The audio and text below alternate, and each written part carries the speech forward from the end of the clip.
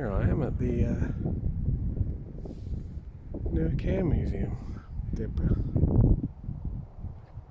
on our way back from Sedbergh.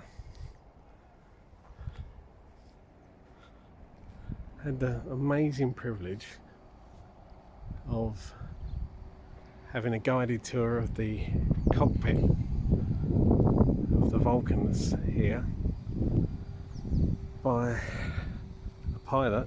I didn't grab his name because I'm an idiot. I got a photo of him, who used to fly the Vulcans during his service life between about 75 and 78.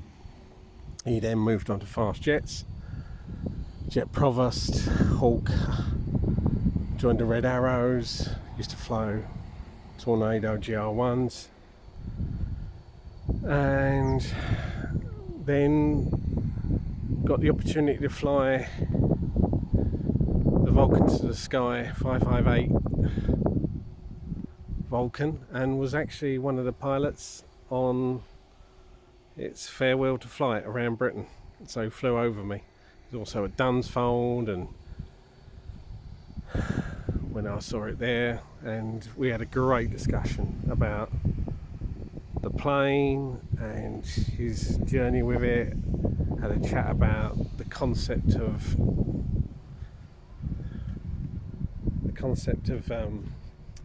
whether or not the flight program for the Vulcan, when it returned to flight, was a lot weaker. Weak is the wrong word. A lot softer than it used to be. And he said no, the flight was exactly the same. He said the difference was that the rules had changed regarding the height. Now, I didn't actually clarify whether these rules that he talked about were changing were ones associated with the plane itself being a old plane, or whether or not it was linked to, you know, accidents and rules regarding the height you could fly over airfields, etc.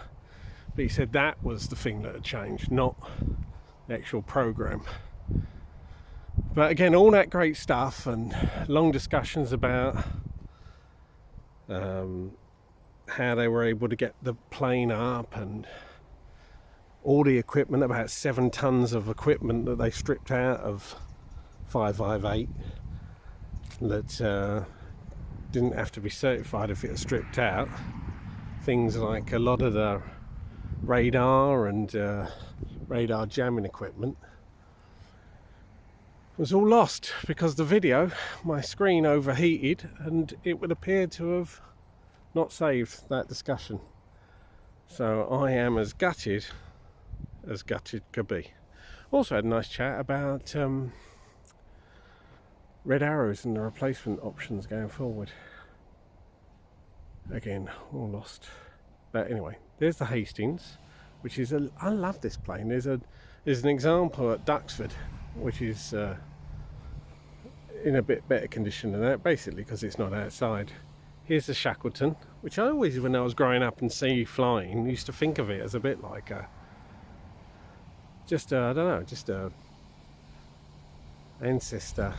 Ancestor's the wrong word, isn't it? Child of the Lancaster. But you know, back in the 80s when it was still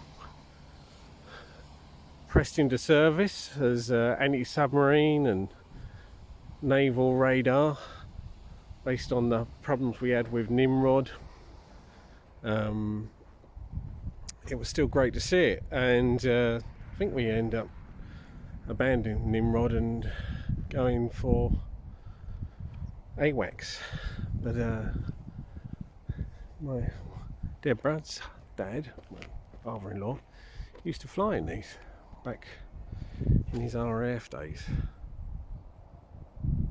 But I loved it. I loved the twin blades, etc. I've got video of it, one of them taking off, I think, warming up at Mildenhall Air Show back in the 80s. Probably too bright, so I'll touch the screen. There you go. And then if you freeze the video, you can read.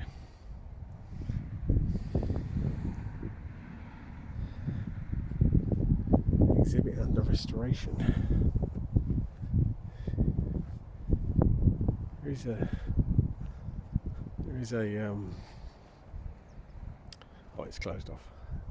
Here's the Canberra, which again, this is off the top of my head, but from memory, the world's first jet bomber, which again I saw fly, and I seem to remember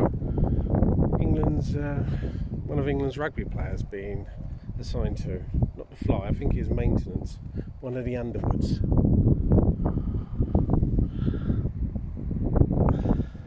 This one has got a very large nose cone, so I guess it's got extra radar aspects.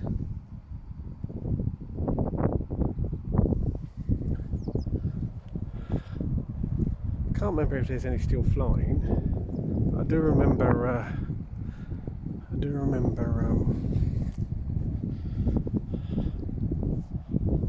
other air forces had them. I haven't put the speaker on the mic, so the wind will sound a lot worse than it normally does. There you go. There's the Buccaneer. Stupidly, when I was at Duxford recently, got mixed up between a Buccaneer and a Javelin. I know, bizarre, but there you go. What's it like when you're doing videos?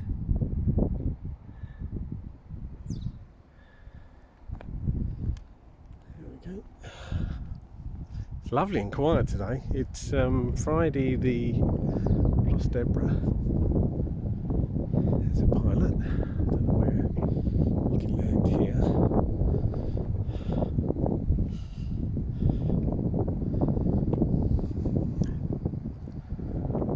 One shop exit. Let's go look at some.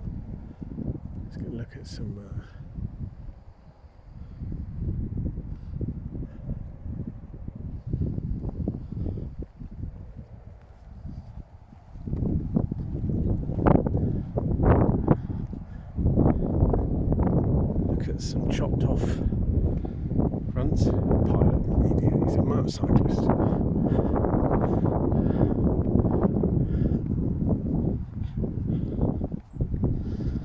Anyway, I'm so annoyed.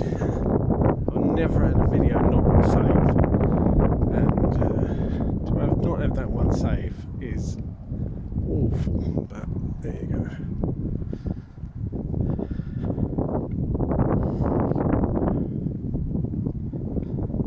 This video saves. I think the screen got hot. The problem is, you know, when you're in the middle of a discussion, you're enjoying the discussion, and then you get a warning on your screen that says blah blah blah blah okay, and I hit okay without thinking. I thought it was just going to say it's going to shut down because it's hot.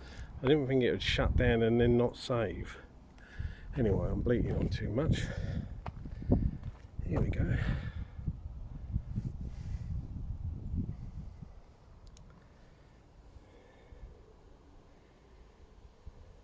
Funny in some ways when you see these MiG-27 Flogger. This is when you see these. When I was a kid growing up, again in the late 70s and 80s, you didn't really see Eastern Bloc planes, static display or flying, just because there was a Cold War going on. And again, I assume after the Cold War, when the wall came down, 89, a lot of these stuff got made available.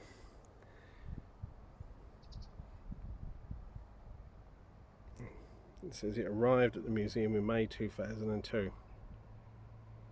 M23.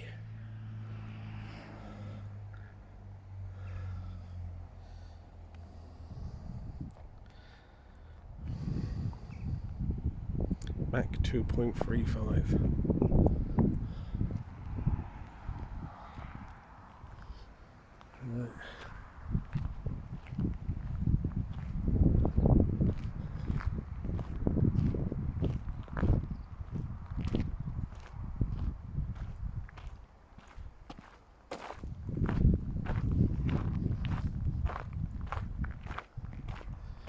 Well, in case my phone plays up again, once I finish these outdoor exhibits, I might stop the video and we'll start again. There's another front end of a Canberra.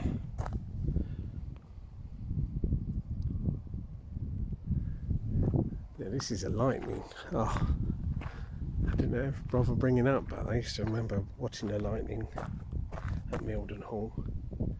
I remember once it came in so low and fast, and the air was heavy, and there was vapour coming off the wings. I mentioned it when I posted my video of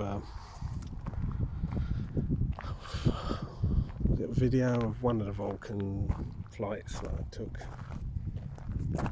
and mentioned it. Someone, I think, put a link into a YouTube video of what it probably was. Blackburn Buccaneer. Remember the Buccaneers still being relevant during the Gulf War, first Gulf War, where I think they were used for laser guiding bombs dropped by tornado GL1s.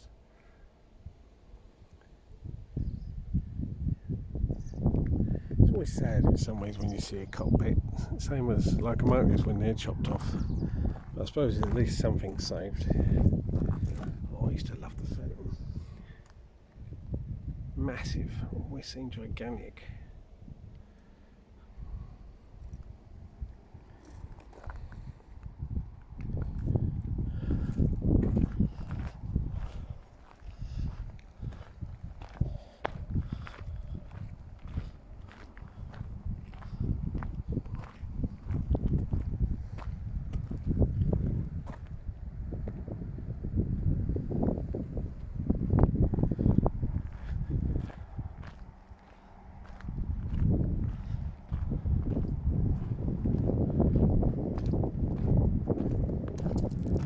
Now this looks like a Meteor, an ugly version.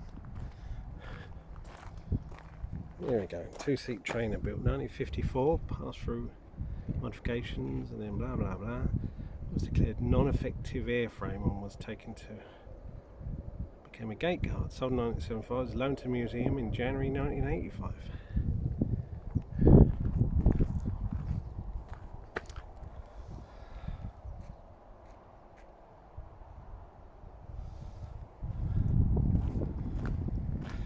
Yeah, this looks like, oh god, a Hunter? Should know. It's blue. Do you remember didn't we have the blue arrows or something in the 50s? Walker Hunter. The Blue Diamonds display team. There we go. Next move.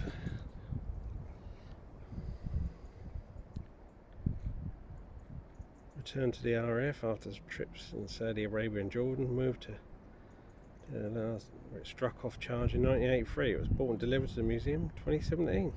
Excellent. My dad always loved these.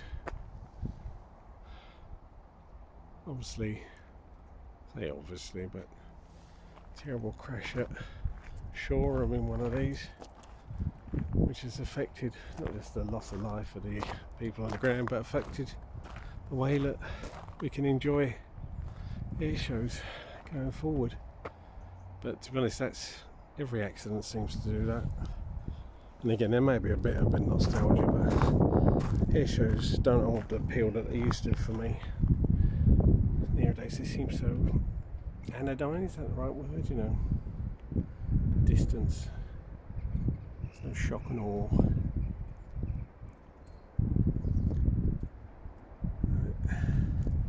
Love the lightning. Until recently, I think there was lightning still flying in South Africa. I seem to remember a cool video with one of the guys who was captured during the Gulf War going over there and flying one of them.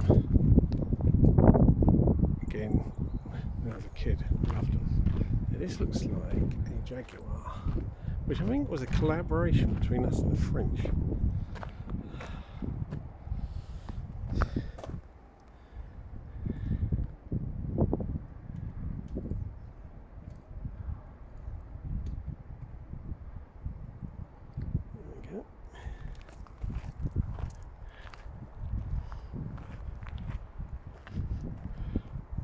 Grand Attack. Don't know what the equivalent of our Grand Attack. Do we have a dedicated Grand Attack one there? The Americans got the A10 Thunderbolt. Is it the A10 Thunderbolt? Yeah, with a Gatling gun, basically a flying Gatling gun. Oh, yeah, I do like this. I think this is, I'm going to get it wrong again, I think it's called a Javelin, which was, I believe, before I see the sign, on our old bigger aircraft carriers we had in the 60s and 70s.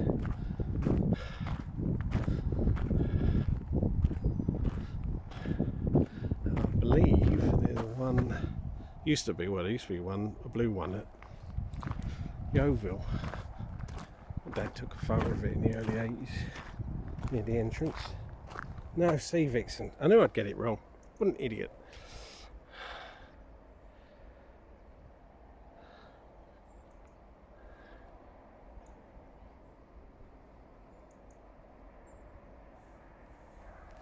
One idiot. I had one chance and I still messed it up. Same as when I was in Duxford. Now this is a Gannet, I think. Yes. A bit far away. Let me zoom. There we go.